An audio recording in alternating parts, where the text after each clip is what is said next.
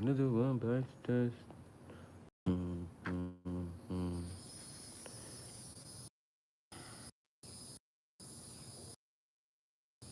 All right, welcome to Star Enlightenment Channel. Hold on, let me get right. All right, welcome to Star Enlightenment Channel. So, it's up at the title. I'm not gonna be here. It's not gonna be a long video. I'm trying not to make a long video, but you know how it be. But according to the title, you can tell we're gonna talk about how to create your internal world. And this is a very interesting video. Now, hold on, let me talk close to the mic so y'all can hear, just in case, because I know how it be.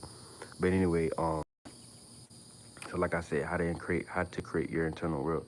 Now, this is simple, but I want to break it down and understand that there's two ways how to create your world.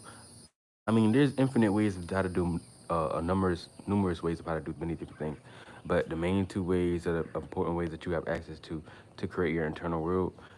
First, you need to understand what your internal world is. So your internal world is your internal atmosphere. It's your internal world. So basically, everything in existence is a form of a world.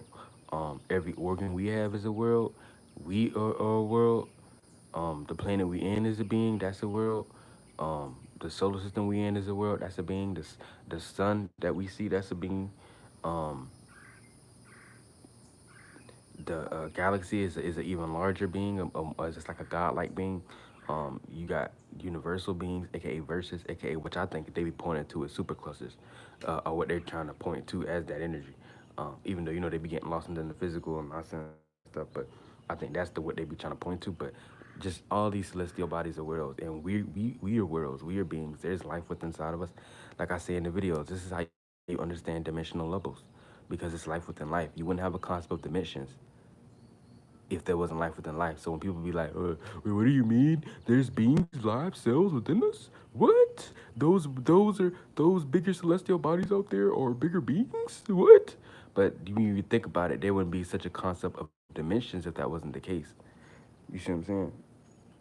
So cells are alive and all that stuff like that. We have these are the worlds within us. Each world, each organ is like a world. This is why we all don't understand. But even how you get the concept of the 12 houses in astrology, how you even if we talk about just chakras, how you get the concept of chakras that come from the solar system that we in.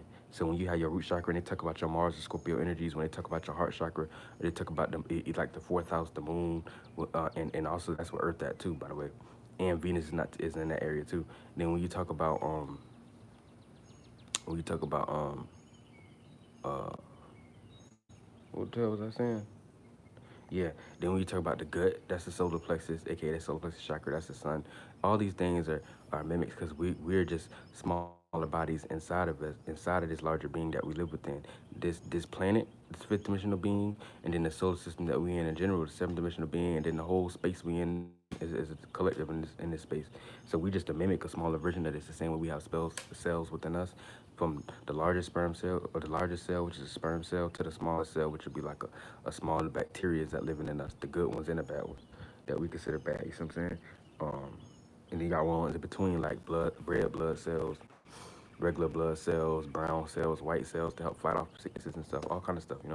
But so that's how that plays out, and all these fluids in us, just like you see the body of water that we be in as far as the oceans and seeing the oceans and stuff like that, and then you got the outer hemisphere, aka the waters that are above, um, which in biblical terms they talk about the water above the dome, which really is, I don't even get lost into that, but just understanding that there's always a higher density of things, a lower density of things. So our blood will be like the oceans. You see what I'm saying? In our worlds, you know what I'm saying? And they travel, and we got seven seas within us on a bigger level, and then to a smaller being with inside us, maybe even smaller than a being like that. It'll be play out to a whole atmosphere of what they look at as space, depending on how small the cells are into us. But not even get too deep into that, but just understanding what I mean when I say internal world, our internal world. The same way how even Earth is a being. That's why they call it, look up Gaia, Mother Gaia, the goddess of the Earth. That's the planets are fifth dimensional beings by default. Now some planets are big and have so much of a source, have so much energetic output that they can match certain stars or even outweigh certain smaller stars. But a planet in general is fifth dimensional from the level of life that it's in and the world that it's in. You see what I'm saying? Shout out to Amram's King.